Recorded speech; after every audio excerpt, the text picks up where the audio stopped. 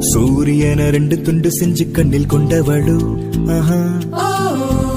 சந்திரன கண்ணுக்குள்ள ஊற வச்ச பெண்ணிவளு ராத்திரிய தட்டி தட்டி கெட்டி செஞ்சு மையிடவோ ஆஹா மின்மினிய கண்ணத்துல ஒட்ட வச்சு கை தட்டவோ